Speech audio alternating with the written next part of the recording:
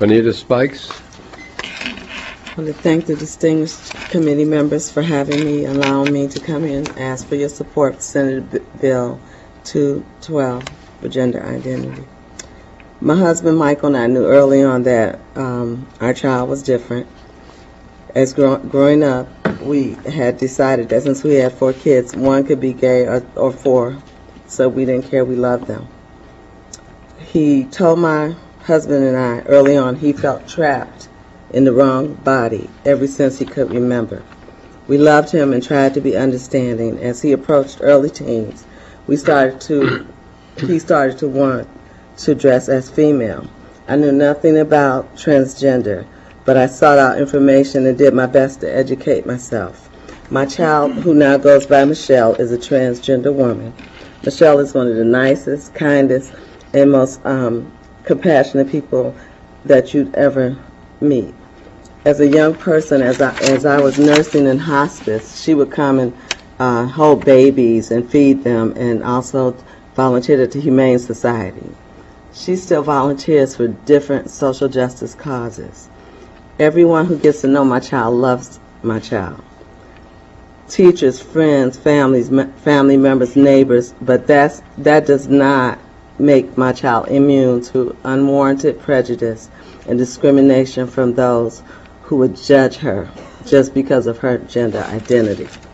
In 2000, my child was hit in the head with a metal pipe, left for dead, simply for being different, or in her mind, herself. There was a scary period of intensive care, a brain injury, and amnesia after the fact, and just countless hours of hospitals, doctor visits, and luckily my child lived. She still has neurological problems and issues, but thank God she is alive. She can't understand why someone who doesn't know her would wish her dead. Frankly, I don't know why. In this America where we place our hands over our hearts and pledge to work for liberty and justice for all, we still have not created the most minimal of legal protections for citizens who are so disproportionately subject to discrimination and violence simply because of how they look. I want you to please think long and hard on the facts I have shared today. Think about how you might feel if it were your child. Wouldn't you want to make sure your daughter could make it in the world and be able to find a job, that she could acquire meaningful and well-paying work based on her ability? Would you want your daughter to be denied a place to live, regardless of her ability to pay? My child hasn't had it easy. I am not asking you to approve her, to understand her, or celebrate her.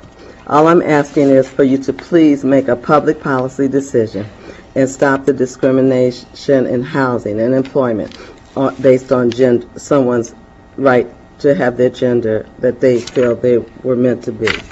Please, I urge you to pass this Senate Bill 212, and thank you for your time today. Thank you. Senator Raskin has a question. Thank you, Mr. President. 2 questions. Bonnita, thank you for your beautiful testimony today. One question is, what were the circumstances of this attack? Was this in a public place?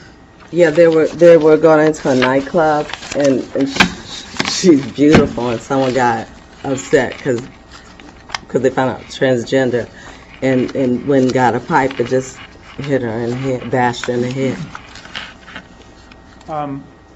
I know you've been involved in a lot of political activism along different kinds of issues. Yes. Historically, civil rights legislation has been controversial because it threatened very big changes in the way that people live, like when we integrated housing along racial lines or when women entered the workforce. This doesn't seem like that big a deal compared to those kinds of social or demographic changes. So we're talking about a very small population, right? Yes. So why do you think people are afraid of it? I just think that if you listen to the medical, I mean, since she could talk, she said, I'm a girl. She really did not ever relate with male. And it's just a deeply disorienting thing for people to, because most of us I didn't know what it was, but because I love my child, I said, we'll find out what's going on and we'll figure it out. You're a good mom. Thank you. Thank you. Thank Senator you. Forehand. Oh, I'm sorry. The person who harmed your daughter, was that treated as a hate crime?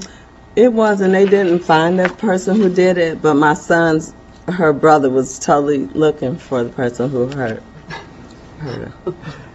But they didn't. Yes, it was. They described it as a hate crime when it was reported. Thank you. You're welcome. Thank you very much.